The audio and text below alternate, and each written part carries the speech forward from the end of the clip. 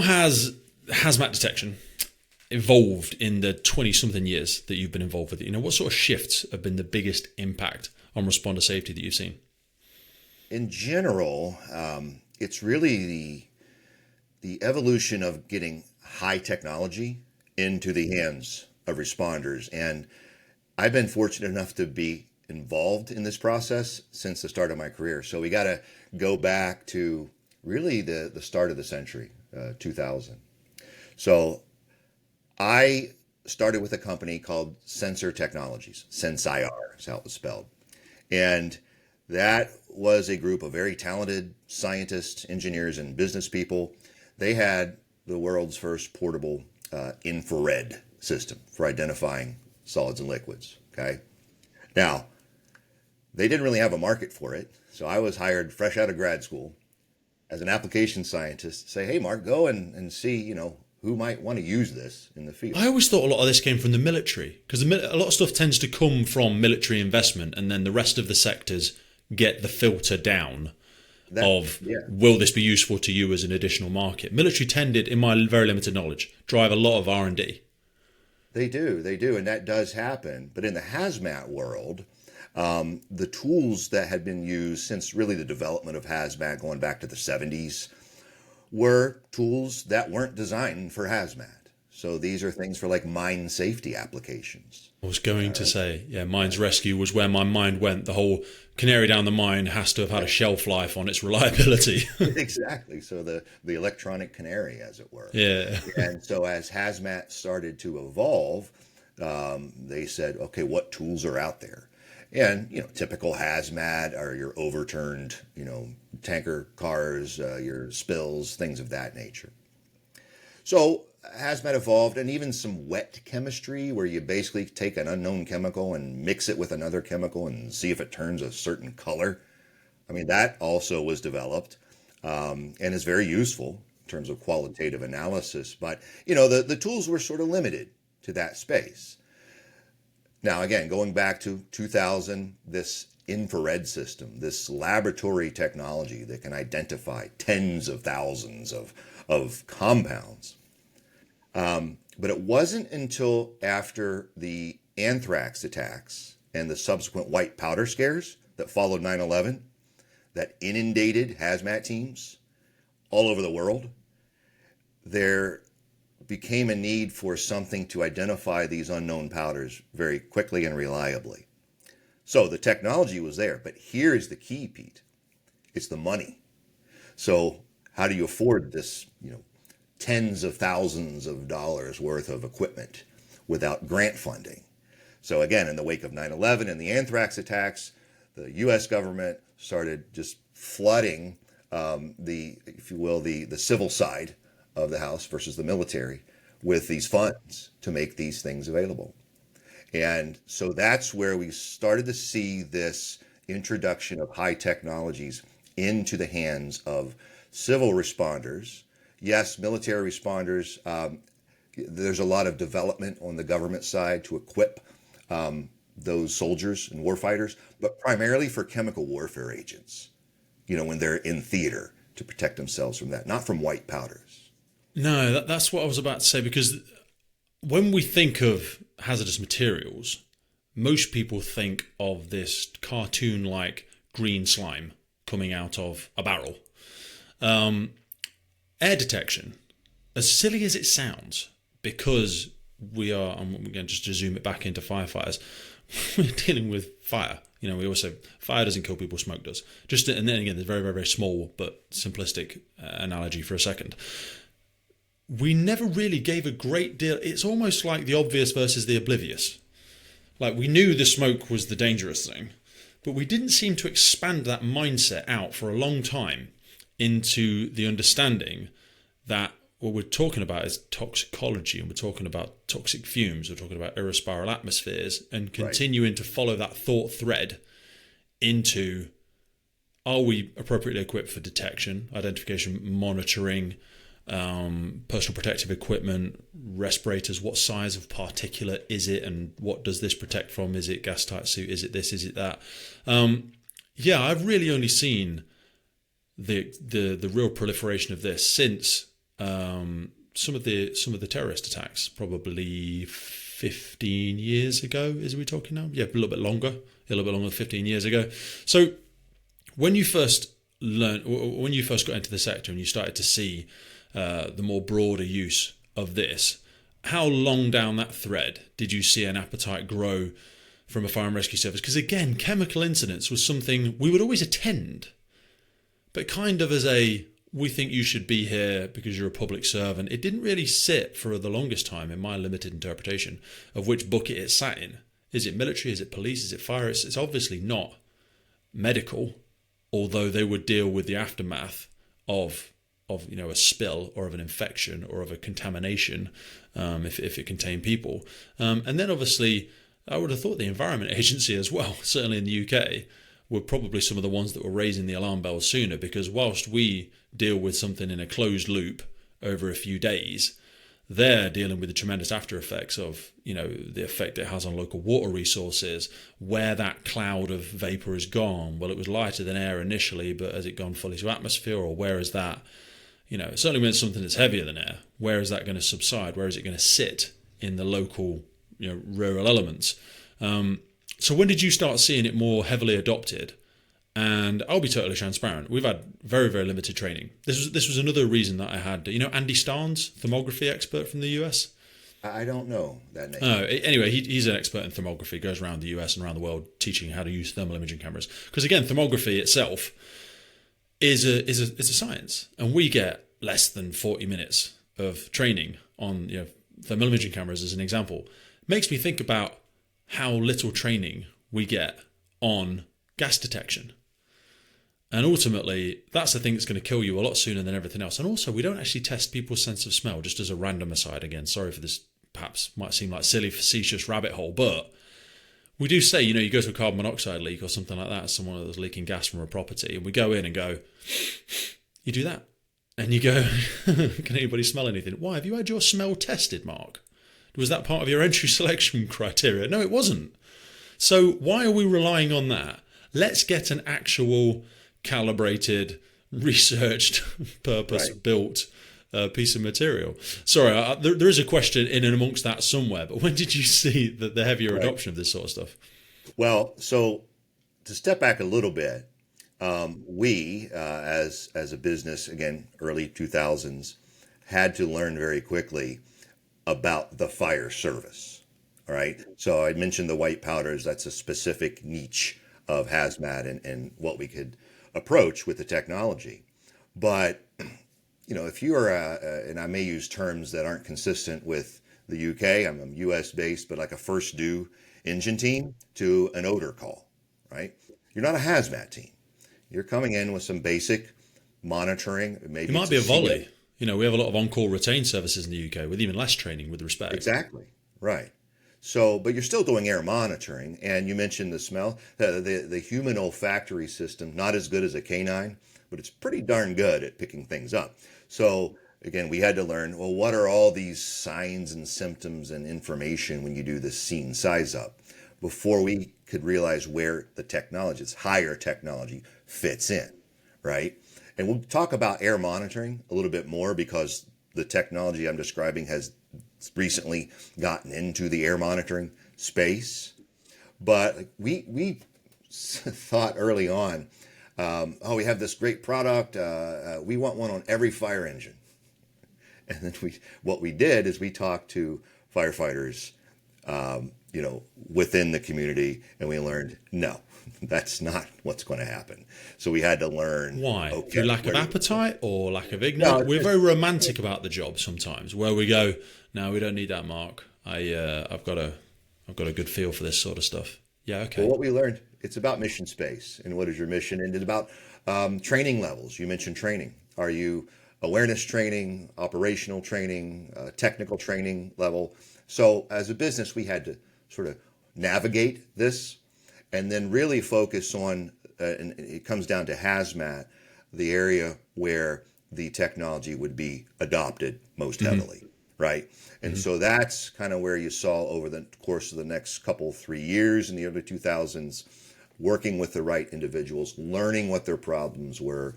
Then we designed another product that was more suited for the field. And over the course of time, that's gotten a lot better. But just focusing on the problems and trying to develop what you kind of refer to as purpose-built systems. I was about to say, because you need to simplify it down a lot.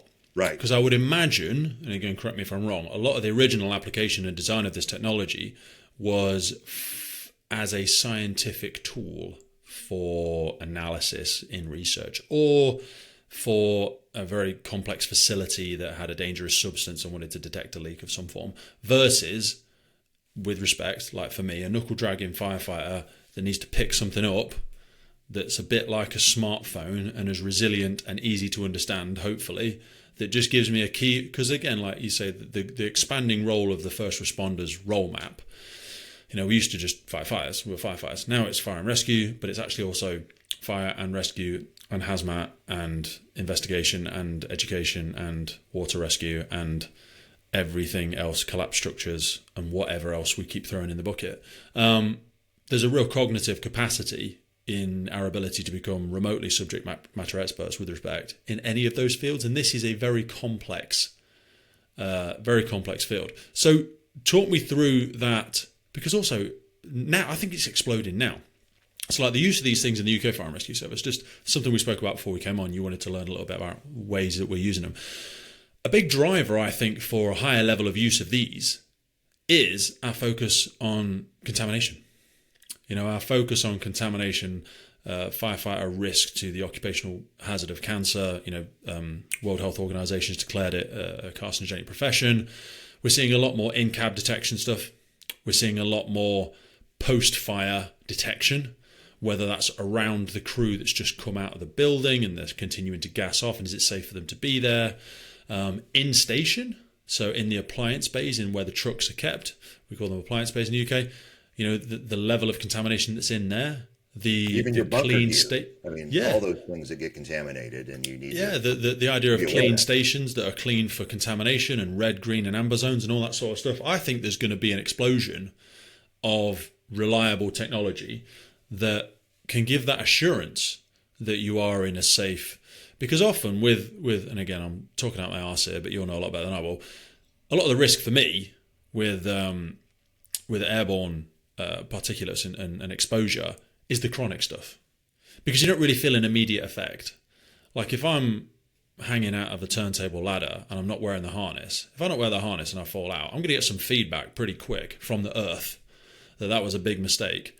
But with chronic exposures to gases specifically, you're not going to know until it's too late. And then it's I've been doing this for 15 years and I've never thought about that, and now I'm got a debilitating illness that's going to kill me slowly and get me out of the job. And they don't want to admit that it was part of the job, but I think it is, and no one really cares, and I'm just out of the job, basically, and going to reduce my life. I think there's going to be a real explosion. Could you take me down that rabbit hole for a second? Have you seen similar to that in the US? Do you see a demand in that part of the sector for this, just away from the operational side for a second?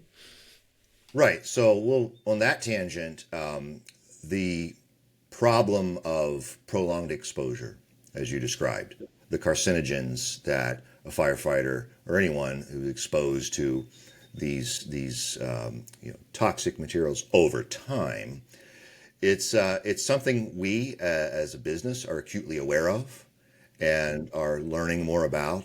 And can the technology we develop contribute to that? There's another side of it on the firefighter side and just their operational side and adoption of technologies within that community. So it's not a case where we can say, hey, we got this new device. It can detect all these things and keep you safe. You would think, obviously you want that, but it's a more complex scenario than that, certainly in the US. So it's something we as a business are aware of. So, we can cover the acute hazards, right? We've talked about the white powders, and we can talk more about some of those other evolving threats that we can address. But these chronic hazards are something that we as a business are keeping a keen eye on it. And in the midst of talking with people in the community and just trying to see, is there a way the technology can help, and not just keep you safe in the moment, but keep you alive for longer. That's my fear. Is that there's a big political minefield around a lot of that as well, because you have to admit there's a problem, and then if you admit the problem, certainly in the US, there's a big litigation sort of environment. Might be a good opportunity to just unfold a little bit what we consider to be short, medium, and long-term exposures. Because I remember from my time doing some training with Mines Rescue over here, certainly in terms of carbon monoxide and hydrogen sulfide and things like that, decomposition of products in trenches and in mines and all that sort of stuff. What are the lengths of exposure and times? Because there's like 4 hours, 8 hours and beyond. How are these things categorized? I know there might be a difference in UK legislation to international. I don't know. But what do we consider when something becomes a chronic exposure versus... Because like with gas monitors, often we just walk around with the one eye hip, and if it makes a noise, walk in the opposite direction until it stops making a noise. But usually it's making a noise, and you could actually probably exist in that environment for another 8 hours and you wouldn't really notice it. Either like carbon monoxide, you might get a bit of a headache. But it's understanding the differences there. There's probably a question in that somewhere around lengths of exposures to things. How do you quantify them? Yeah, it's an interesting topic, and so we use various metrics for any given product, and I always say everything's toxic. It's all about the dose. They say the poison's in the dose, don't they? Yeah. Right. So if you think of the acute exposure, the typical one we refer to is the IDLH, the immediately dangerous to life and health. And that's a value that basically says if you're exposed to this concentration, I by the way, I'm not an epidemiologist. I'm just familiar with operationally how these are used. But within the very short amount of time, you can become very ill or possibly succumb to asphyxiation, whatever it is. So that's the IDLH, and that's where we have traditionally been focused, again, on the acute hazards. And making sure our technologies can detect at or below those levels. Now, you talk about exposures, there's other metrics like the STEL, the short-term exposure limit. And then there's the PEL, the permissible exposure limit. And in the US, OSHA, which is the Occupational Safety and Health Administration, they sort of define these terms, and it's really for worker safety. So if you're working in a chemical plant, the permissible exposure limit, I believe, is an 8-hour period, and you can't. Similar to us in terms of the Management of Health and Safety at Work Act regulations or legislation. Right. Sorry. Okay. Yeah. So that's how we quantify those, and use those levels to ideally make sure that in the case of a chemical plant worker, they're not exposed. But in the case of a responder, now the discussion we're on here is, okay, how do we make sure the responders over time responding to these fires, and in post-fire, there's so many carcinogens from all the different products of combustion, that can technology allow us to make sure that they are within a safe environment. And one thing I've learned too is after a fire, and I could be wrong here, but the first thing a firefighter wants to do is get that mask off, get out of that SCBA. And because you're usually pushing it right to the limit anyway. Right. Because I understand. But this is where we're actually really bad in hazmat. So when we go through like dry decon or interim decontamination, if we've been in a gas tight suit or whatever, you're supposed to leave like a 15-minute air capacity, and people listening around the UK, they might have slightly longer times than that, but that doesn't give you a lot of time actually in the incident itself, and pushing that a bit too far. Problem is we always do it in training scenarios, very, very little do we actually do it in reality. And you think to yourself, you can't just pull that off halfway through decontamination, because that's basically a fail. You might as well have never worn it. And you've got to leave enough time to, like you say, to go through those decontamination processes, because just ripping it off, defeats the object of it. So yeah, like you mentioned, decontamination, verification, monitoring atmospheres during overhaul, and all those areas are what we as a business are really focusing on, because we feel we've we're continue to do this, but have addressed the acute hazards. And I'll just say this, Pete. So going back to the history of the technology, and I kind of alluded to how it got adopted within the hazmat community. So that company, Sensor Technologies, did that. In parallel, in the early 2000s, another group of very bright scientists, engineers, and business people started a company called Ahura Scientific. They developed a different type of solid liquid identification technology, and the two companies were competitors. Over the course of time, as usually happens, small startup gets purchased by a big company. Few of the smart people take their winnings, start another company, and you see the process. Yeah.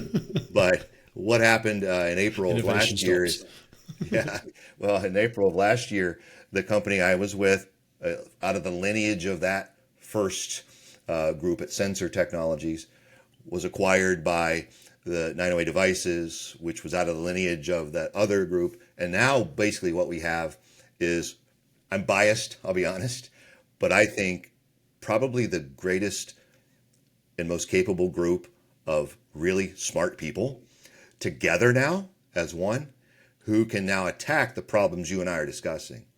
A team of Avengers. Yeah, because I imagine these are smaller markets than if you're in the weapons market, or even in the, for like firefighting specific, if you're in the branches and hoses market. So combining all of that, collective knowledge and experience, I imagine is quite a formidable set of individuals now. It is. And the other thing about just the evolution, so it's one thing, the technology, right? Technology and capabilities for manufacturing smaller devices, for example, algorithm developments, artificial intelligence, all these buzzwords that I'm sure people are aware of, that's all evolved. The other thing is, bottom line, we just know a lot more about people like you and about firefighters. And not even that, we've branched out into law enforcement, where the customs agencies. Well, 100%, mate. I often think when we talk about decontamination, we forget about our paramedics and our police officers and everyone else that is on scene. You mentioned about post-fire, haul over and turnover damping down, as we would call it here, or even fire investigation officers. Historically, they never used to carry anything because the fire's out, and you have this assumption the hazard is now gone.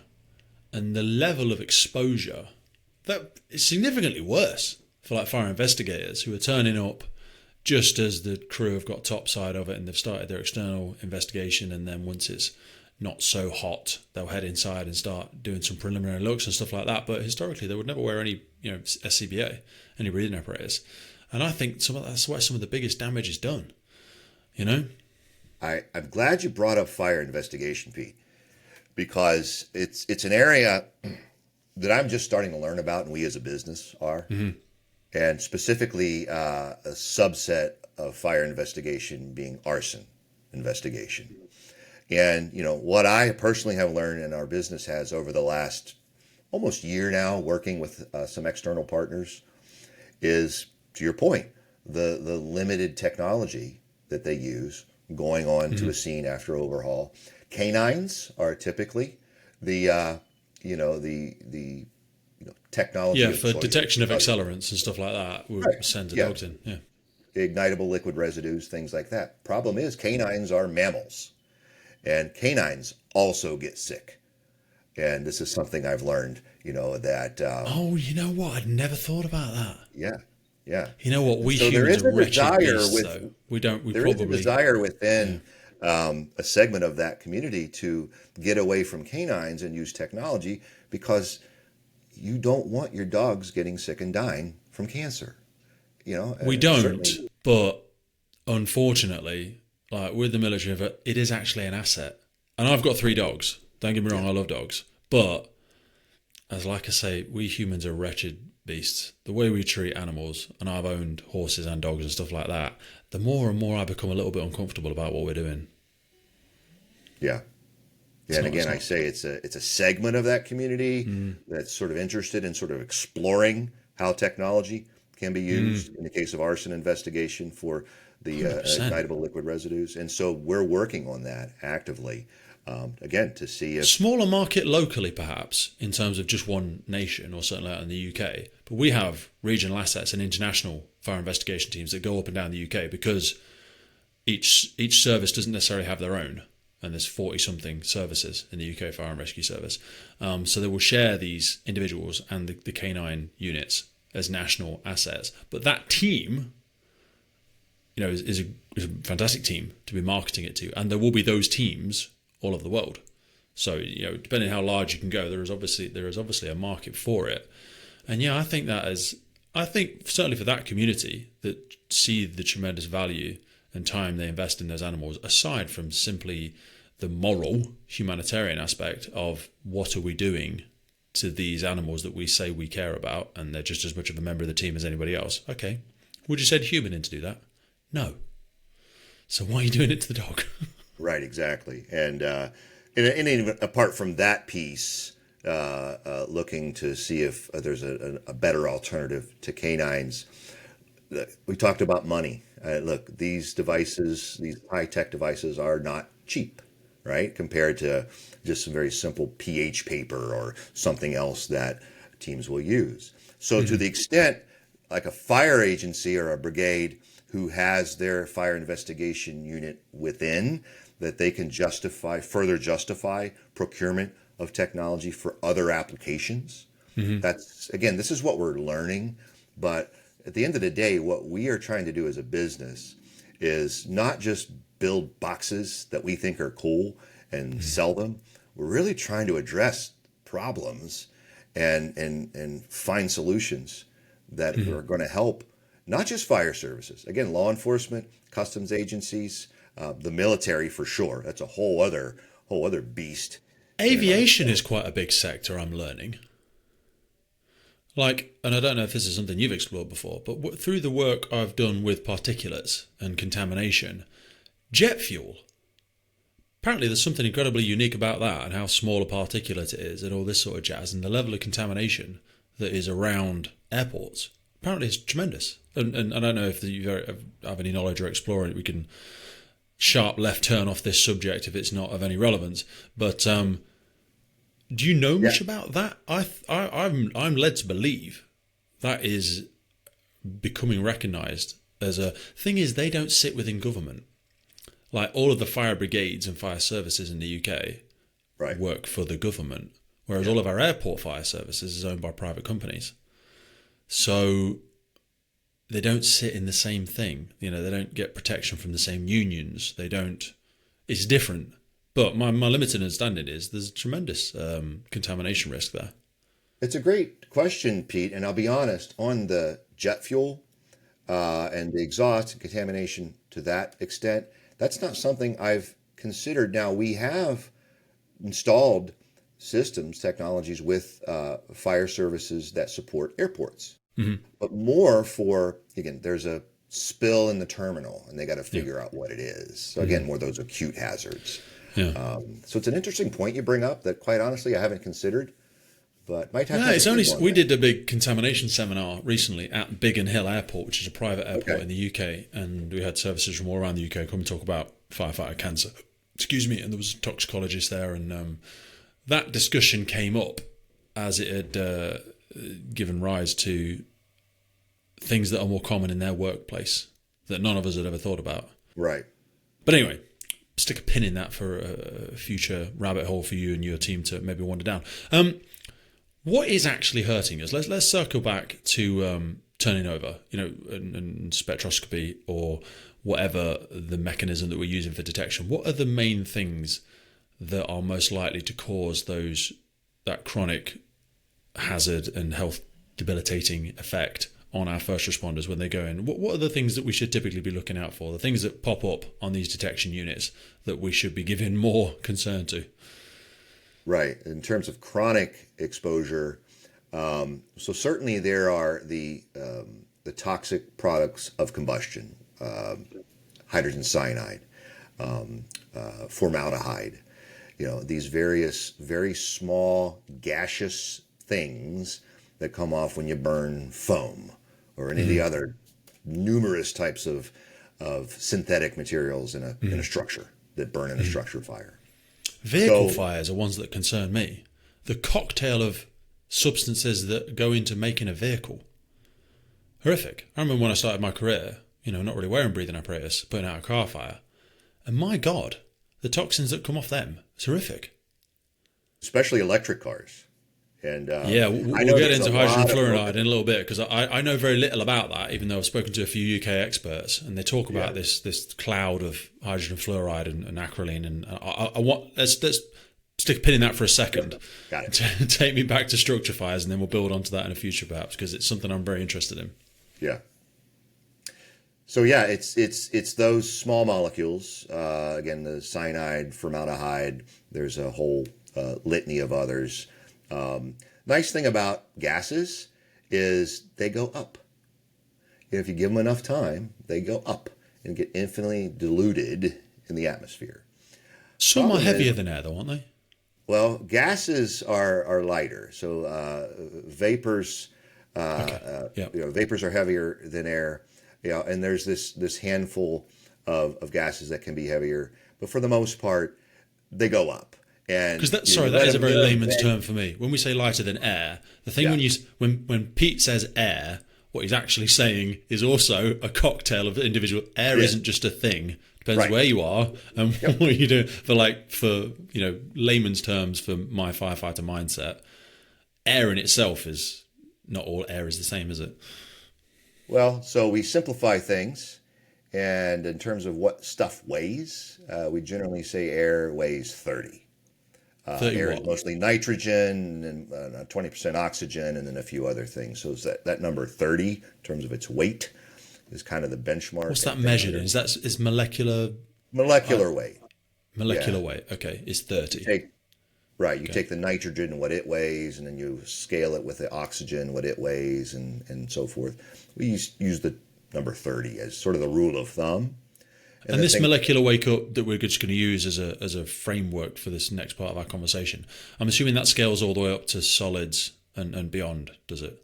Yeah. So everything, every product, every chemical has some molecular weight. And it's based on the way it's put together with the different atoms and what they weigh. I do remember some of this from my Institute of Fire Engineers, and I'm really stretching back into the cognitive warehouse to try and stick with you on this, but let's keep going. So the molecular weight of things, yep. Let's use a simple one, water. Okay. Water H2O. is H2O, all right? Oxygen weighs 16. How do I know that? On my wall in my office, you can't see, is a periodic table. I can look at it and say it weighs 16. Anyone can do that. That's the chemist's cheat sheet. Hydrogen weighs 1. There's 2 of them. So 16 plus 2 is 18. So water weighs 18. Okay? And that's what we mean by molecular weight. In the case of air, you're right, it's a mixture. But we take nitrogen. So that makes easy sense. Yeah. As we heat up water, we reduce its weight, it separates out, and then it gets lighter and lighter, becomes air, gets rid of the vapor, all that sort of jazz. I'm sure I fumbled my way through that. Unfortunately, I use water as the example because it's always the exception. It does weigh 18. Yeah. But it's a vapor that's lighter than air. All their vapors are heavier than air. They sink, right? But water is 18. But what happens if you put a glass of water out on the table, you come back the next day, what happens? It's evaporated, and it eventually goes up into the sky and forms a cloud, and then eventually comes back down as liquid. And but vapors are heavier in air, and then gases, most part, lighter. So it all comes down to that fundamental chemistry of how much they. So in terms of hazard areas and fears of long-term exposures, if most gases, effectively anything that's going to come up on one of our gas detectors, is less of a concern, because people talk about contamination clouds when we go to incidents and wind direction and and all that sort of jazz. But with certain things, and this is why I own I've got a little piece of paper in one of my incident command packs that I hold in my bunker pocket of my leggings, and it has some things I've just got above the line and below the line, lighter than air, and heavier than air. Oh, I know that on it. Yep. because I try and go, well, I'm less worried about this one affecting that crowd over there 200 meters away because this is going to go to atmosphere. Yeah. Yeah. But I'm not sure. That wasn't given to me. I just sort of wrote that down. Not sure how reliable it is. Well, look, anyone who's been in a chemistry lab, they always have fume hoods. And what's the purpose of a fume hood? When you're working with gases and vapors, it just sucks it out. In certain cases, they'll have scrubbers or things depending on what they're working with. But the bottom line is the solution to pollution is dilution. Just put it up in the atmosphere. So again, the gases and vapors, yeah, there are some that are very acutely toxic. We have monitors for that. But going back to the question about chronic, to me, in what I'm learning and understanding in our businesses is it's more about the particulates. And again, these little tiny pieces, and in the U.S., the Environmental Protection Agency has guidelines in terms of what size of particles are respirable, right? What can you breathe in, but they just come back out, and then what sizes will get stuck in your lungs. And if you think about particles that maybe are like polyaromatic hydrocarbons, so that PAH is this like the origin of asbestos, where that started? Asbestos is an interesting one, Pete. You know why? Asbestos, as a chemical, is not toxic. It's basically just a silicate. Yeah, we always say like, if it's in the walls or if it's in concrete, or you could, people used to say, "Oh, how stupid we were. We used to have it in our clothes." And I'm like, yeah, but you're not going to eat it, right? So don't worry about it. But it's all about route of exposure. So you breathe in some tiny. This is part of the PFAS conversation I think that's going on, and we're not going to go here. This is my words, not yours. But like, there's a big thing in the States at the minute, and it's bled its way over into the UK. That it's in some fire suits. It's in our clothing, and I'm like, we care about it in the foam that we used to use. But like, and these are my words, not yours. You haven't got to give your professional opinion on this. But like, when people say, "Oh, it's in your fire suit, it's going to give you cancer," I'm like, only if you eat it, and you have to eat like loads of it. And that's not to say I'm not worried about it, and I know nothing about nothing. But from the people that I speak to and my limited interpretation, I try and dilute it down to 7-year-old language. And I'm like, I'm not going to breathe it in, and I'm not going to eat it. And I appreciate our skin is the biggest organ in the body, and it absorbs everything, and blah blah blah blah blah. And epidemiologists will be, not that any are listening, but they'll roll their eyes and go, "Stupid boy, what are you saying?" But like a lot of this stuff you can't absorb it. You've got to breathe it in, haven't you?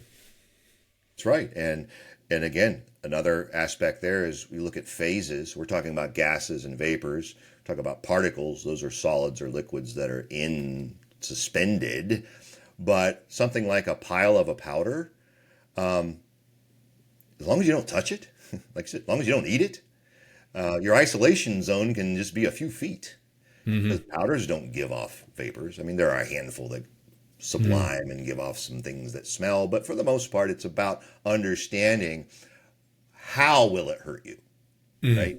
And like you said, if there are carcinogens on your gear, as long as you're not licking your turnouts, But over time, if you're patting and you're breathing stuff in when you're not in SCBA, that's where the concern is. And I think this is something we're all just trying to wrap our heads around.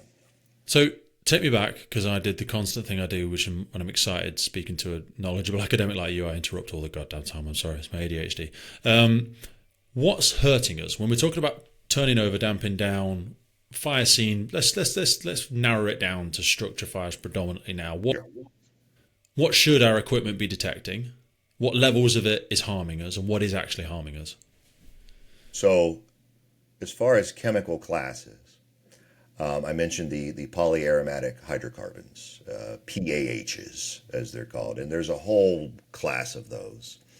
And anything, just think of it this way, a burning couch, right? So yeah, a lot of it's going to burn, it's going to give off toxic gases and vapors, but there's also probably particles of nylon or polyester or whatever your couch of choice is made of. And again, when they're particles, I don't know so much, and this is Mark talking, so I'm not talking as an expert on this, but it's the chemical effect. Again, it goes back to asbestos. It's the fact that these particles of whatever are breathed in. And getting them on your skin is not the issue from prolonged exposure. It's the mucous membranes, it's inhalation. So I don't know that it's so much a chemical issue, but in terms of detecting, we want to be able to not just do particle counting. We do want to be able to say there are particles in this air. Oh, and by the way, their chemical composition is, again, whether it's a polymer type of fiber or type of material, or it's some PAH, or whatever type of toxic substance might be suspended. Because then you go beyond understanding the particulate issue and understanding the chemical piece and how we can potentially treat that. Again, I'm not an epidemiologist, but I think the more we understand about the nature of those post-fire hazards, the more we can, make policies and just provide treatments that are appropriate. I say all this, again, that this is something we're continually trying to learn about and explore as a business and as a community. Hard left turn, just because Sure. it's something that I noted from our earlier correspondence. Were you involved with some of the studies and evolution of safety tools surrounding anthrax? Wicked. Because anthrax is always one of those black magic conversations where people go, oh, there's been an anthrax letter delivered to a government building in the area and now we're turning out the hazmat. What is anthrax? Yeah. Why do we care? This is not stupid questions, but they might seem it to other people. But just so we're capturing everybody in this conversation, not just the hazmat experts. What is it? Why do we care? Is it still a hazard today? Is it still as prolific as it once was? When did you start getting involved with that work? And why did it become such a part of our vernacular? Right. So first of all, anthrax, so I got to geek out for a second, is Bacillus anthracis. That's the Latin That's what I term. had written down as well. Yeah. Exactly. But anyway, it's a bug. It's a bug that exists as what's called a spore, meaning it's encased in this. So it's a living organism. Yeah. Well, The germ. it's a bacteria. Yeah. Bacteria. Yeah. Okay, or bacterium versus a virus. And what that means is the anthrax in its little comfy case, its spore, can exist in the environment for a long time. It exists naturally in like cattle fields. It's just something that's within the ground. So it's there. Now, why is it we have to worry about it? Because it can exist and sit and be happy, and sure, there's ways of decontaminating it, but if it's just sitting in an envelope or just out in the environment and then we breathe it in, now we've given that little spore, that little bug, a place to grow. We're basically the incubator. Yep. Okay. And then it can do its thing, multiply, and generate its toxins. And then that's what. What does it do to us? So How do we die from it? So I don't know the specific biochemical mechanism, okay? But it produces a toxin that just interferes with our respiratory system. Okay. And as I understand it, I'm going to clarify, as I understand it, it's basically you give us a very serious respiratory infection. Like COPD. Depending on your comorbidities. We get lots of scarring on the lungs and eventually we might die or something, I'm guessing. So the other thing that was the big fear with asbestos, wasn't it? It was all of the respiratory issues that it caused people. Right. But obviously that was particulate that just damaged and scarred the lungs. Right. It wasn't a living organism. It just, I think, the small needles of asbestos, wasn't it? It's that scratches and scars and damages the lungs to the extent, and the alveoli and all that jazz. And then you just whereas a bug like anthrax, it's growing inside you and it's producing these toxins, which is interfering with metabolic pathways and just doing things to really make you sick. However, that's got a shorter path to game over, I think, than what's that? Than others. Yeah. So take me on to. Sorry, go on. Oh, I was just going to say that. And with anthrax or any bug, any of that type of biological infection, there's an onset time. You don't get sick right away. So going back to the white powder issues, if you see a white powder, you think there's anthrax. Yeah, number one, don't breathe it. Yeah, you touch it, you wash your hands with cold soap and water, fine. But if you're exposed, you won't know for a while. And that's why Cipro was the antidote way back in those early days. I forget the name of the pharmaceutical company that came out with it, but Cipro was what a lot of agencies carried that you could take, and it would prevent that growth. So it's a latent effect. Like the morning after pill for anthrax, basically. Yeah, kind of. Yeah. And then Probably just as much of a lifetime commitment if you get the illness as well. Not that children. And then, if I may, just kind of jump ahead to anthrax has not been discussed, not been in the news. Problem with anthrax, it's kind of hard to grow and make and get it into a weaponizable format. I'm struggling. I've been trying for ages. It's kind of a pain in the neck. What would you rather have if you wanted to influence some harm and terror? Something you could get very easily, that's highly toxic, and that is acutely going to cause harm. Now we look at the fentanyl scourge and the white powders. That's massive in the States now, isn't it? What is fentanyl? Because I hear this on loads of different podcasts about it being maliciously included in various products by who, God knows who, other countries perhaps, or again a bit big in people that take recreational drugs. I understand it's a tremendous threat. Yep. Is there an actual application for fentanyl? Why does that exist? Yeah. So if you go back many years ago, fentanyl, first of all, it's a synthetic opioid. So there are opiates, like heroin is an opiate. Heroin, though, you have to grow. It's a plant. You grow the poppy plants and you have to harvest it. Okay. But it's in that class of compounds, but it's synthetic, so it's man-made in a lab. Okay. And it was developed many years ago as an aesthetic and an analgesic for chronic pain and for surgeries, legitimate medical use, and it's still used today. Okay.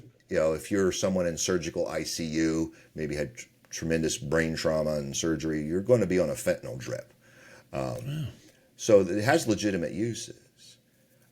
Even like cancer patients who have chronic pain, they have patches that are available to put on your arm and to get you that slow dose.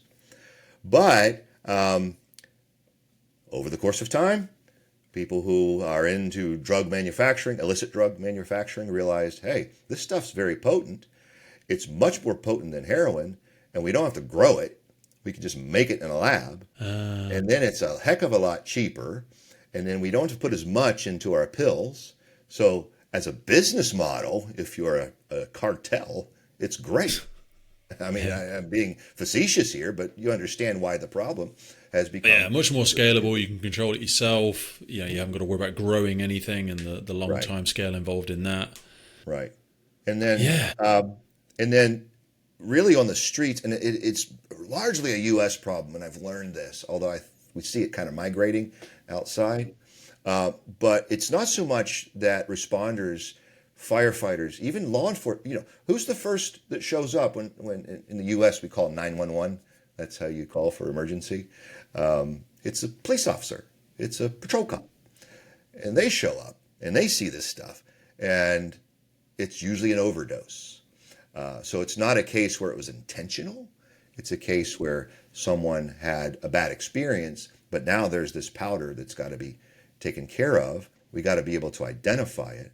Now hazmat teams are called in to support law enforcement to say, hey, what is this stuff and what do we do with it? And going back to the anthrax analogy, now you're looking at something, actually, if you do touch it over time, you can get exposure. As long as you're wearing gloves, and some basic personal protective equipment, you're okay. You breathe it, though, that's a problem, and it's acutely toxic. So you can get sick right away versus, again, anthrax, which takes. Yeah. And now remember with anthrax, I mentioned the Cipro, which was the antidote. I liked your analogy of the morning after pill. So now it's all about Narcan. I have to stop saying things like that. I'm not sure it's appropriate. Sorry. Now it's all about naloxone, trade name Narcan, that is carried. Yeah, I've heard of Narcan. Mm-hmm. We use something else for post-surgical opioid in the UK. I can't remember what the bloody hell it is. I remember having it when I've had knee surgery and surgery on my chest. I can't remember what it is, but we have it in a drip. Anyway. But yeah, Narcan is that magic antidote that if you take it right away, then it's going to block the receptors in your brain and then you'll come down. You still have to be taken care of medically. But my point is that the white powders of today now are, number one, acutely toxic. Number two, how many anthrax actual letters were there? There's like 2. Yeah. If you look at the rate, how many white powder calls were there versus how many anthrax? How many were anthrax? Yeah. Now today, how many white powder calls are there, and how many are synthetic opioids? The numbers are just outrageous. Thousands. Do you see how the threat landscape has changed? Yeah, 100%. So that's maybe a good segue. Before we came on speaking today, I gave a quick rundown of my limited knowledge. Although I worked at a station for about 4 years where we had a detection, identification, and monitoring unit, which is a national resilience asset. And within that, we were always told, hey, this has got millions of pounds of gear on it. It doesn't belong to you. Just take it to the scene. If something bad happens, and some experts will turn up and they'll use it. We help them set it up. And then they do scratch and sniff and lick and taste tests. Obviously they don't.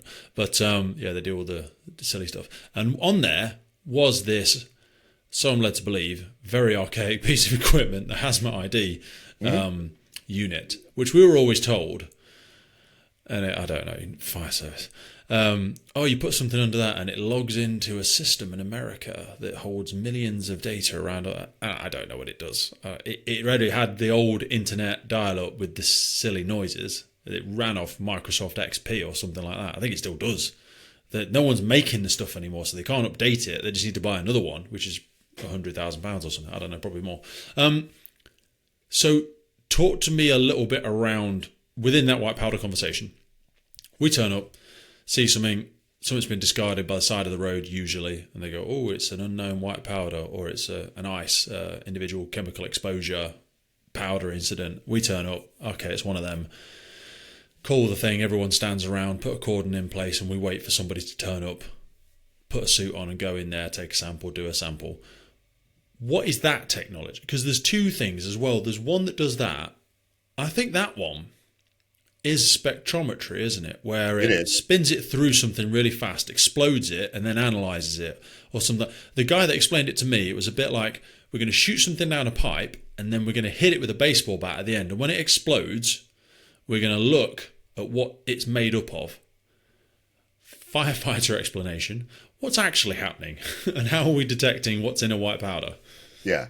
So, first of all, the Hazmat ID, very familiar with that, was on the project team that developed it.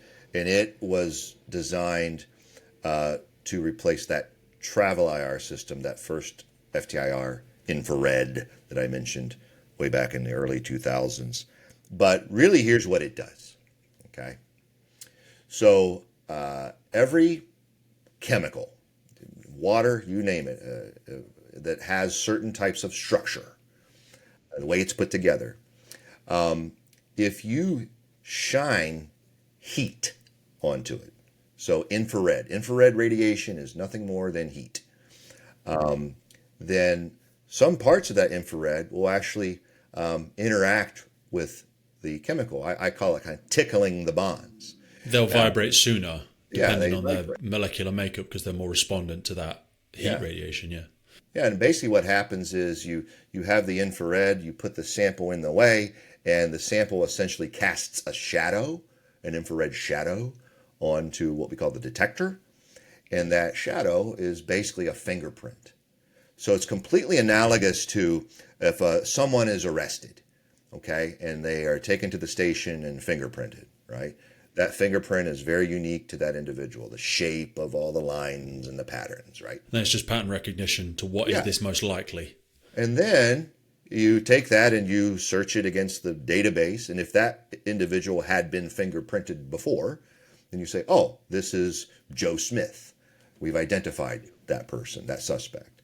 So Joe. That's the library. So the way it works is the responder, the operator in the field, takes a pile of the powder or a goop of the liquid, whatever it is.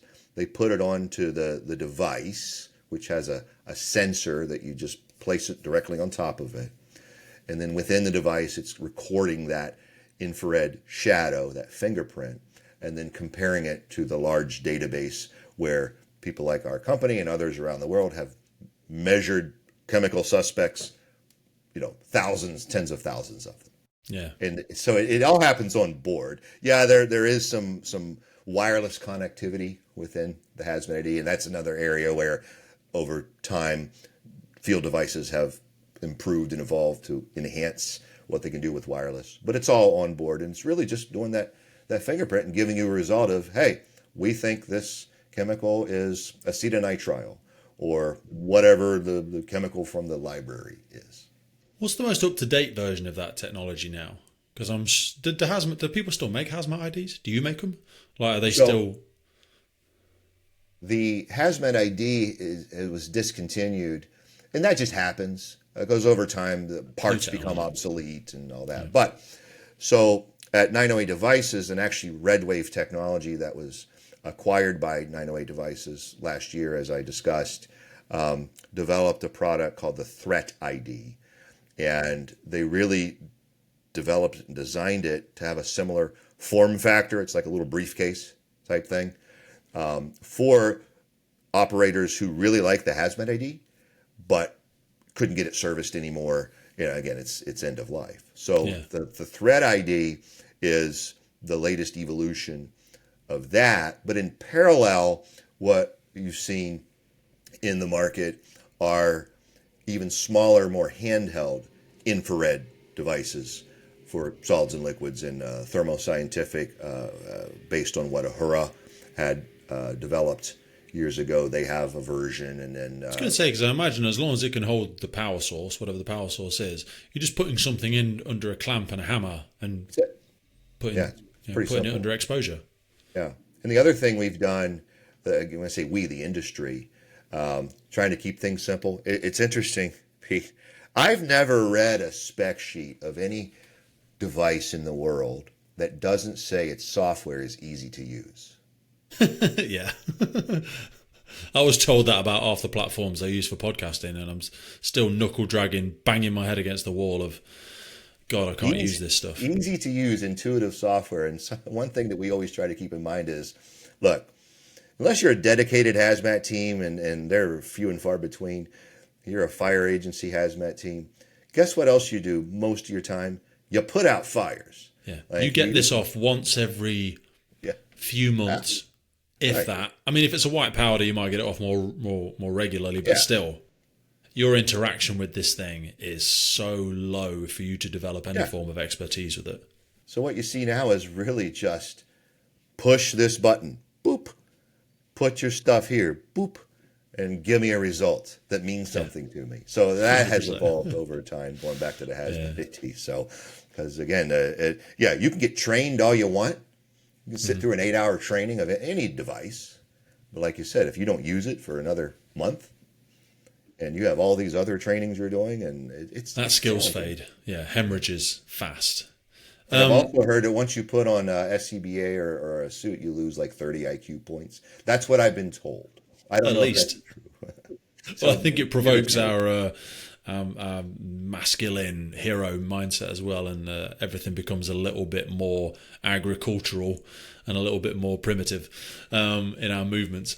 I wanted to pull that pin out of EV. I wanted to cycle back there before I lose it out of my mental whiteboard and it falls off the edge. Gas clouds, thermal runaway, EVs. What's happening? What is the gas? Because this is the one. I was speaking with a UK expert a little while ago, Professor Paul Christensen, who is a big UK lead in electric vehicles and lithium-ion battery technology. And we talk a lot about. It's like word games. Like you say lithium-ion, people think it's synonymous with EVs, electric vehicle. Hey, well, no, it's everywhere. It's laptop, it's phone, it's everything. And my bigger concern is battery energy storage systems inside homes. Because if an electric vehicle has a little wobble and you go, oh God, stay away from that, but it's over there on the road, don't worry about it, leave it alone. If one goes off in a ferry or a train or an aeroplane or wherever in a sealed capsule, or worse than this, my bigger concern is you turn up at a property on the tip sheet, which is the call out information that comes through to our crews, pull it off, the drive out, and it says light smoke issuing from within the property, no signs of heat or fire. So you go, okay, probably a small fire inside someone's house. We'll go and have a look. I go there, I use my thermal imaging camera, no heat at the window, I can see some light wispy gas inside. I tell you what, stick some BA on anyway, and let's go in and ventilate the property and just try and find out what it is. 4 seconds later, bang, the whole front of the house comes off because we don't know what this gas is. We didn't think it would be anything like that because we're so conditioned into smoke is fire, and wispy smoke is a very ventilated fire. It's not thick and black and acrid. It's not doesn't look angry. We're down regulating our risk immediately in our heads. Most of us probably. Talk to me about what's coming off lithium-ion batteries. Why is it toxic to us? How toxic is it? Because again, taking the conversation back to vehicles, someone's trapped in a vehicle, something starts gassing off. Well, it looks like it's going in that direction. Anyway, I'm not too worried about it. Hold your breath. We'll try and get you out as quickly as we can. Unfold a little bit of that. Take that question in any direction you choose. Yeah. So, with lithium-ion batteries, like you said, they're everywhere. And I know talking with firefighters, certainly here in the U.S., and learning about this problem, you go to a fire at, let's say, 2 a.m., you have to assume that every phone, every device, everything in the house is fully charged. Maybe the vape thing, the electric scooter in the hallway, the car outside, the laptop, the phone, right, the hair, everything. Yeah. So the state of charge of lithium-ion battery has a significant impact on how bad the boom is. And I know this because I've done some work using more high-end thermal imaging, but looking at the heat produced and the radius of blast, all that. So state of charge is a big one. The other thing is, like you mentioned, the wispy smoke.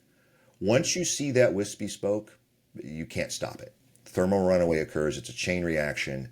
Whether it's a cell phone or whether it's like an electric bike battery that you have plugged into the wall. They're the ones we've had in the UK. Some famous cases of e-scooters on charge in high-rise buildings and people jumping out of buildings. And then the problem is, and I'll address what toxic gas is. We'll talk about that, but just to kind of framework the entire thing is, so best solution to avoid this is having a proper battery management system. So whether it's a battery for an electric bike, whether it's your battery system in your car, or your home for charging your car, even your cell phone. The battery management system is what sort of makes sure that the cells, the lithium ions, don't get overcharged and potentially have a thermal event. And they sort of keep track of that. Those are pretty standard, or are standard, with manufacturer supplied, again, e-bike batteries and their chargers, all the things we described, even for your cell phone. Problem is, someone, their EV bike is losing charge and they go on eBay and get one that's maybe been refurbished. And then maybe they're plugging it in, or even like your cell phone. I'm sure we've all gone by a service I don't want to station. buy a new £2,000 iPhone. I'll just see if I can get one and just try and do something with the battery and make it work. But even the charger, you go to the gas station and get a cheap charger. It doesn't have that battery, that brick you plug in. So those were the problems come in. And I think that's a lot of the issues as well with international purchases. Mm-hmm. You're purchasing something online that doesn't adhere to the regular, because electricity in the UK is delivered differently to how it's delivered around the world. Right. And using things that don't adhere to the same, and again, I'll get all the terminology wrong, but the same regulations, EU regulations, whatever it might be, in terms of energy supply, draw, delivery, and that's where you get all that overheating of phones under pillows and all that jazz. Exactly. I blew up a coffee pot at a hotel in the UK, even though I had my little travel, not just adapter, but like voltage converter, and it just didn't like it. So, yeah, you got to be wary That's of bloody buying scary. things from overseas. You know what? It's one segue. Sorry, Yeah. before you carry on. I was Yeah. speaking to someone to do with national threat and intelligence a little while ago, and they were saying this is one of their big growing concerns. Is like you said, I think the tolerance is something like it doesn't let the battery go below 20% and doesn't let it go above 80. I'm probably wrong there, but let's use that as a Somewhere like framework. that. And but it will look like it says 80% is 100%. That's what it looks like to you. Right. But if you've got 10 electric vehicles on charge underneath a government building, and their computer system, for simplistic terms, is what tells it don't charge above 80. If you, a cyber threat is you going into that system and taking the lid off it and just letting it continue to charge. And then you've got 10 bombs underneath a government building that are vulnerable to a cyber threat. Again, not your area of expertise, but it's something that just when I heard it, I was like, oh yeah, what a vulnerability. And I'm sure there's lots of systems that protect us from that. But you can log in. I've got an electric car. It's like a drive-in cell phone. I can log into it now and switch it on, start it up, set the heat in, all that sort of jazz. So I'm assuming you can access the information. It can tell me its mileage. It can tell me the latest journeys it's done. Blah, blah, blah, blah, blah. I would imagine you can get through that if you know what you're doing. And I don't know anything about anything. But anyway, Well, total segue. it's okay. When they If we go learned wrong, anything about hackers, is you just mentioned if you know what you're doing, they like to figure out how to do it. they're So, amazing problem solvers. Oh my God. Yeah, for better and for worse. Technology is very much the Pandora's box, isn't it? We're not putting it back in there. Take me back to the gases. So it goes to thermal runaway, gives off gases. What's happening? Why should I care? Is it going to kill me? well, the biggest one, as I understand it, is hydrogen fluoride, HF. HF is what we call one of those angry gases. Very toxic, very corrosive. Very toxic. You get HF into your system, it can cause a lot of problems very quickly, and its toxicity level is very low. I mentioned everything's toxic. It's about the dose. You don't need much of a dose of HF. Fortunately, it's a gas, and like any other gas, like I said, the way to mitigate is to vent it. You don't try to capture gases. You vent them and don't breathe them in. So I don't know the exact concentrations that are produced. I think it depends on the cell. We're talking I about imagine they heating, vary due to manufacture and matter, all that jazz. fire, and there's other toxins as well. We actually have done some work with our infrared devices to see what we can detect under these controlled explosions and sampling. Unfortunately, in the infrared HF, even though it's very toxic, the other thing about infrared technology is it matters how well the chemical likes to interact with the infrared. And some things like to do it really well, and some things don't. So we're just not very sensitive to them. And so these are things we're trying to investigate. But there are certainly some other less toxic gases, some just organic fumes and But things like that. ultimately, so there's acrolein in there as well, which I Yes. believe isn't toxic. I think that's just an irritant of some form, isn't it? Or is Well, it when I toxic? say toxic, again, It's the dose. Yeah. it can do something if you're exposed to it long enough that will cause a problem, not necessarily death, Yeah. but is a problem. But hydrogen fluoride, and again, these are my words, not yours, but you stick a load of positive pressure ventilation fans on. Again, I know it's emitting at quite a high volume, and the volume of gas and the velocity of that gas is coming out of these cells quite aggressively. But given enough ventilation, it will go to atmosphere. But in the immediate vicinity, what is the hydrogen fluoride explosive as well? Which one is the one that makes it go bang really fast? Because these vapor clouds are explosive. Right, right. I don't believe hydrogen fluoride itself, and when I say explosive, it's about flammability, Yes. the ability to burn. But again, a lot of these other gases and vapors certainly have flammability characteristics. So, the explosion itself is based on the thermal runaway within the cell and the chemistry that's occurring, and then that chain reaction that's just causing it to go boom. But yeah, then these other gases that are being and it depends on the environment too. You mentioned 10 electric cars in a parking garage. Well, now you're talking about essentially a confined space. Not fully confined, but versus electric car out in an open parking lot. That's a whole different scenario, right? In terms of 100%. what you have to worry about. Or even just one in a parking lot, parking garage, something like that in somebody's home, because that's typically where they'll be charged. That gassing off and just seeing small wispy smoke emitting from underneath the garage door. Yeah. Highly, highly toxic, way more so than standard gases that we could get away with. Like me as an incident commander, if I go to a property, it's issuing smoke out the front door, I'll probably still get down low, poke my head in and have a look, because sometimes casualties are right near the exit point and you can try and make a snatch rescue or something like that. But if I do that with hydrogen fluoride, that might be one of the last silly decisions I make. Yeah. You know what I mean? Yeah, and the best technology for HF is fluorine paper. Simple paper. Really? That's what, where you basically, it's like, so you have pH paper, which tells you if something is caustic. Potential corrosive, hydrogen, right? and how acidic or alkali it is. Fluorine paper will just tell you if there's fluoride present. And I know that certainly in the U.S., a lot of responders, when they go in on their initial reconnaissance, right, do that site survey, they're going to have fluorine paper as well as a oxidizer paper and pH and your basic monitors, and that's going to tell you right away if you're in that HF environment. So they have that in a monitoring device. It's just paper.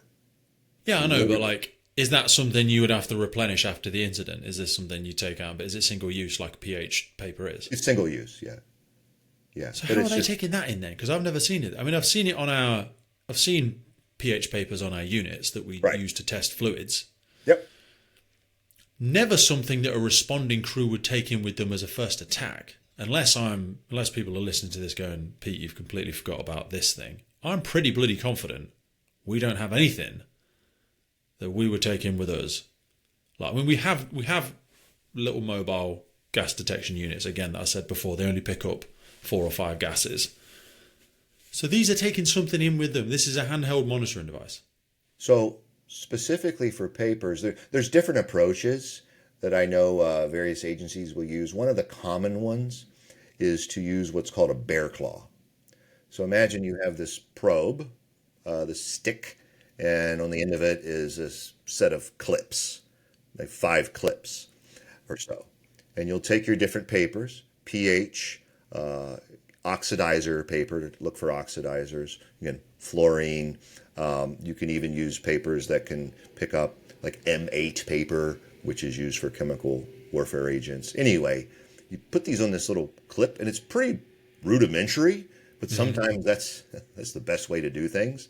Typically, they'll have a set that is wet and then a set that is dry, because depending on the gas, you may or may not pick it up if it's dry versus wet, and they'll use that along with their multi-gas detector, right, which is looking for flammability levels, or oxygen suppression or depletion, and a handful of other toxic gases like hydrogen sulfide or carbon monoxide as part of that first entry suite. So that bear claw is a common one. So if they're tipped out to an incident that is unknown odor emitting from X property or X location, whatever, and they're carried on most frontline appliances. Again, I know I'm asking you here a difficult. There's a million fire services and the fire brigades departments in the US. I've not seen one of them. Interesting. Yeah. Useful. Yeah. Because we're walking in a little bit blind at the minute, to be honest. And the whole idea of that recon is to what are the things that are going to kill me, right? What level of PPE do I need before I go in here? Yeah.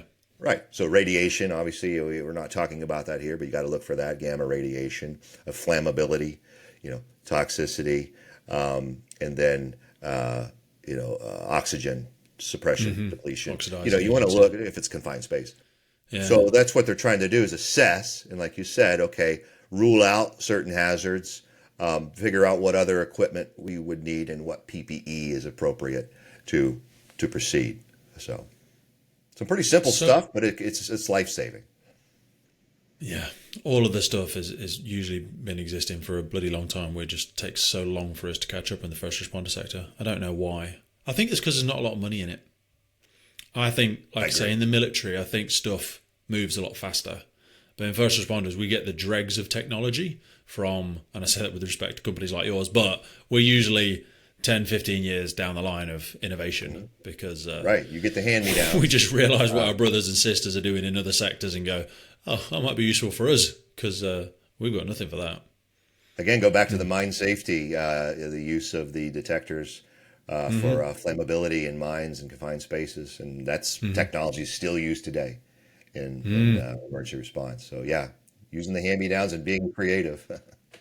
Confined space work. This was always a typical one that was always brought up when we're talking about air detection and air monitoring. So when I've done work in urban search and rescue, collapsed structures and build-up of toxic gases in confined spaces when you're trying to carry out a rescue in a confined space, something like that. One of the typical examples, case study that was always given, is the scenario of farmer descends into a silage unit, usually full of chicken poo or animal feces of some form. He's gone down there, lost consciousness, don't know. Second person's gone down to see why Bob has collapsed. Second person goes down. Then they ring the emergency services and go, oh my God, 2 people have gone down into this thing. We lower down some form of gas detection. Tells us nothing.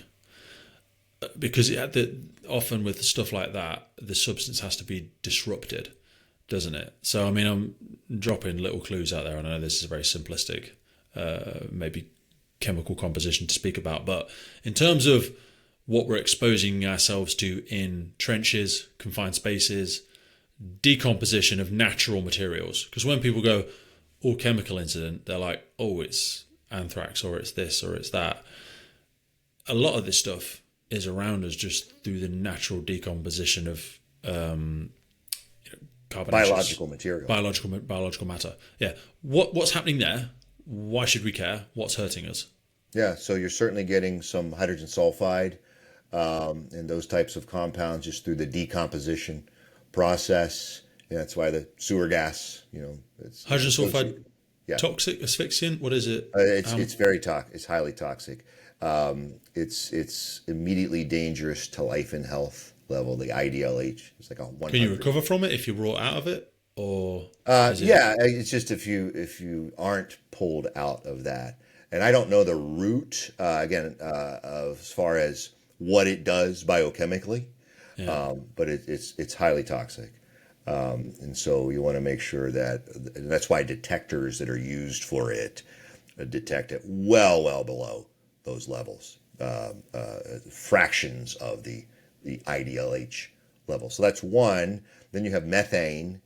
So methane isn't necessarily toxic biologically, but I think as we all know, especially in a confined space, now you have a flammability explosion. Very flammable, explosive, yeah. So those are the two big... When we talk about upper and lower explosive limits,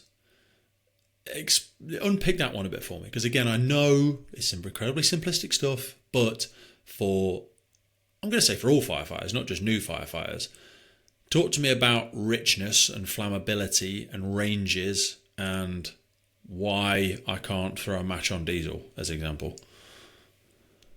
Yeah, so we have these two metrics, the lower explosive limit and the upper explosive limit that we call the LEL and the UEL. And there's a range depending on the gas. And and it really varies depending on its behavior and how well it wants to burn. Of course, as I'm sure all your listeners know, you need 3 things to have a fire. You need the fuel, which is the gas we're talking about. You need oxygen, and then some form of ignition source, something to start it. So when we talk about, you mentioned being rich or lean, depending on the gas and how much oxygen it needs to have that combustion reaction occur, that will define the minimum amount that it needs with the amount of oxygen. And then when you get up so hot, it's at the UEL, and then the LEL, and then when you get up to the UEL, where you're basically oxygen lean and just not enough, where you won't have a burn occur. Mm-hmm. So, and that range can be very wide. It ranges from 0 to 100%. It can be as low as close to 0 up to 100%. It could be very narrow, that flammability range. But that's really what we're talking about. Is it has to do with the combustion reaction that occurs, and that's all burning is. It's the chemical reacting with oxygen and forming a new thing, and it has to do with the ratios, what we call in chemistry the stoichiometry, but really how much oxygen is needed to make this thing burn. So really, to summarize, the UEL or LEL and UEL give us a good sense of what concentrations of this stuff should we worry about, and it potentially being causing a flammable or explosive environment. I always like to define flammable as things that are burning. Combustible is, so flammable is gases and vapors. Burning, combustible has to do with the flash point, but it's the liquids. Explosion to me means we have this process occurring in a container, and now we have a deflagration. So we use these terms explosive limit, but it really has to do with flammability. Deflagration was always the word I couldn't get off the lips. It seems quite a clunky word. Don't ask me to do it again. I did it once. We talk about that with boiling liquid, expanding vapor explosions and deflagration of gas, bodies of gas and all this sort of stuff. Oxyacetylene is always something is always a trigger word in our minds when we go into industrial estates and stuff in the UK, because my understanding, extraordinarily volatile gas. Very, very, very easily flammable and things like that. When we go to domestic properties, this is probably the more typical uses of gas detection in the UK. When we go into a domestic premises, someone's complaining of their carbon monoxide alarm keeps pinging away. Talk to me a little bit about carbon monoxide. Why do we care? How dangerous is it? Is the house going to explode? What's the ranges and stuff like that? So carbon monoxide, the real issue with that is the toxicity, because I want to say it's immediately dangerous to life and health level is something like 10 parts per million. I could be wrong, but it's very low. Mm-hmm. And what happens with carbon monoxide, it's not that we're worried about flammability, it's that if we breathe it in, what happens is that CO molecule binds with the hemoglobin, the iron in our blood, our red blood cells, and that prevents them from taking up oxygen. So we essentially die from asphyxiation, if you will, because now our blood can't take up oxygen.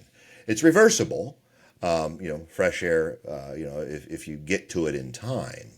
But that's why we design these residential CO detectors to alert at very low levels, and even err on the side of false positives, just to be safe. Everyone's had a CO detector go off, and the fire department comes out with their monitor. Nothing here. Rather be safe than sorry. But it's how it attacks the iron in your blood is the concern there. Very early on in my career, and I'm going to probably get some of this wrong, but I was educated around the dangers of open fires in terms of when we go to chimney fires, it's caught something in the flue, we put it out, and you almost get that reverse stack effect with cold air outside, and then after you've left the property and everything's out and everything's cold, all of that carbon monoxide that then dumps back into the living room where this person lives. And there's incidents of fatalities post-fire because of carbon monoxide poisoning. Right. Yeah, and the problem with carbon monoxide is you can't smell it. It's odorless. Obviously, you can't see it. Mm-hmm. So, I think that's what led to a lot of the proliferation of carbon monoxide detectors around the UK. We give them for free in the organisation that I work with. We go and fit them in people's properties and stuff like that. But yeah, because typically, people are using their fires when it's cold. So as soon as we leave, they close all the windows, and all that carbon monoxide starts dumping into the living quarters of this home. And the next thing you know, you're passed out and game over. Yeah, it's that real invisible killer. I want to be respectful of our time. We've been talking for well over an hour already. Yeah. This is just an element I'm so fascinated with. There's so much we could go into. What is the most productive use of the remaining sort of 15, 20 minutes of our time? Because I want to be respectful of your time, but there's such a raft of things, the 908 devices, but also just you yourself, areas of study. What stones do we want to turn over for the time that we've got remaining, or elements that you are seeing as growing areas of interest in the first responder community? Well, that's a good question, Pete. And as you were asking it, I was thinking of a topic that I was mulling over prior to our chat here, and it has to do with the bigger concept of, in terms of hazardous materials response and toxicities, of bulk versus trace. Okay. And over the last few years since we've been in this business, we've had to learn, especially with the evolution of these much more highly toxic threats out in the world, like fentanyl and opioids, that even hazmat teams, fire service agencies have had to sort of adopt a whole new paradigm in terms of worrying about things at very small, tiny levels.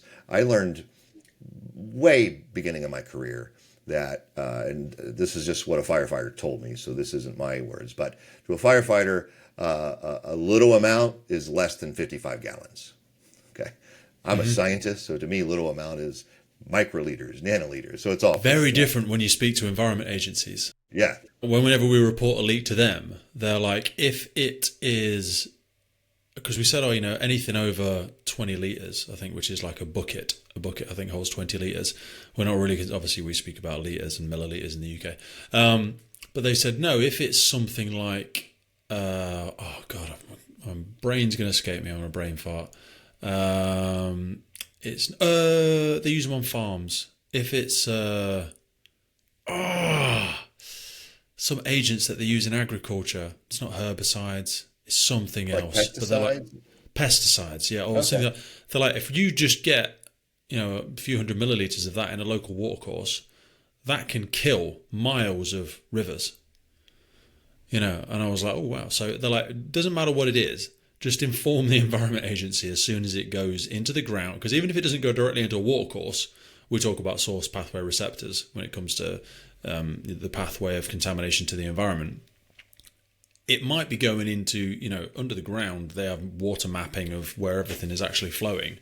But yeah, sorry for my interruption and segue there, but you're right. Like even the small doses of things is incredible. So yeah, you see this shift in the response protocols, even because there's a need to address these minute levels, and not even minute levels like invisible amounts. We all have been through the airport, whether at Heathrow or wherever I fly out of in the U.S., and they swab your bags. They're looking for tiny invisible amounts. But it really has to do with a big bulk pile of stuff that's got tiny amounts. Like you're talking about pesticides in water. It's a tiny amount, but it's enough to be harmful. And I call it the needle in the haystack problem, where you're trying to find that little thing. And so it's not enough just to be able to say on a response call, oh, this stuff is something innocuous, it's harmless, it's baking soda. But what if lurking therein is something very dangerous? So trace technologies and the ability to detect at these low levels, and just operationally doing trace sampling. And again, firefighters who used to pulling lines and hundreds of gallons a minute of water at a time, and now you're talking about doing tiny little tests in the field. Yeah. It's something we've really had to as an industry wrap our heads around. because it's the problem we have to address. So the general concept of bulk versus trace, and how I've and my colleagues have seen that it's still happening, that mind shift in the response community to say, yeah, we need to worry about this, and we need to make sure we're prepared to handle these types of things. Do you think, 55-gallon drum analogy kind of doesn't really hold anymore? Without my conspiratorial head, saying if you start opening up that can of worms in the trace, the trace chemicals that we are exposing ourselves to, and we're exposing our first responders and our operators to, I pessimistically feel that our overlords will be less interested in us knowing the dangers we're placing ourselves to and the dangers that are facing the public, because these are often problems that will not be easily fixed. And especially like when you say things entering the environment, God, you're chasing you're trying to chase the horse after it's bolted in that circumstance, and it's more of a trying to mediate and mitigate the damage of this thing. That's just what I was going to bring up, Pete, is really from the hazmat side of the house. What's the ultimate goal, objective on an incident? It's to mitigate. Yeah. They're not worried. The fire service hazmat team isn't worried about the environmental aspects and things like the U.S. Environmental Protection Agency would worry about. But how do we contain this stuff? How do we get it out of here? How do we mitigate? But sometimes neutralize it perhaps as well. Right, exactly. But then you got to know what decon solution to use, right? You got to know what the process is. And so that's where I was going, is just understanding that to do the mitigation properly, and again, it goes to PPE selection, you want to make sure you're aware of all the potential acute hazards that might be present. Mate, I found that absolutely fascinating. I would be remiss because I know, listening back to this myself, or even certainly people listening to it, they'll be like, oh, I can't believe you didn't ask more about this. Can't believe you didn't go in that direction. I'm sure this could very easily grow into a 4-hour conversation with my relentless side corridors and rabbit holes that I could drag you down into. If people want to find out a bit more information, we're going to put some links below here, most probably to A, your LinkedIn, B, to 908 Devices. But if people want to learn a little bit more about some of the topics we've discussed today, what are the biggest areas of professional interest and or solutions that you and the team can help support the first responder community in if they want to learn a little bit more about it? Right. Well, one of the areas in which we are very active, not just in the U.S., is going to training conferences and being present there, delivering workshops. We do them all over the world, certainly a lot in the U.S. Those are good opportunities. Can you do them virtually? Yeah, we actually do webinars as well. So chances to interact with people like myself and my colleagues, to ask the burning questions, as it were. So that's certainly one avenue. But clearly on our website, 908devices.com, there's a lot of information there and links to resources to kind of point in directions. And I would just encourage the listeners and anyone in this field to certainly listen to and view this podcast. Look for others. There's a lot of great information, some maybe not so great, but just to get the perspective of the people like you, the responders. Awareness is a fantastic tool, because it's there's such a subtle difference between the obvious and the oblivious. It's that whole Johari's window, the unknown unknowns. You don't know what you don't know. And I think that's a lot of the case when we look back at some of the reasons some of the legislations have come in, some of the health and safety and advances in personal protection. They say science and technology and safety advances one death at a time, unfortunately, and it really does. A lot of this stuff, a lot of this is written in blood because someone has already had to pay the ultimate cost, and only through education and awareness, through people such as yourself and others, can we hopefully not repeat those errors of the past. So exactly. Thank you so much for your time, brother. I really, really do appreciate it. Send my love to all of the team, to all of the family. Appreciation to Katie, that people won't know, who has supported our connection and my terrible time management. So total transparency, a big thanks to Katie on that one. And I hope to do some more work together in the future, mate. Thank you very much. All right. Thanks, Pete. It's been fun, bud.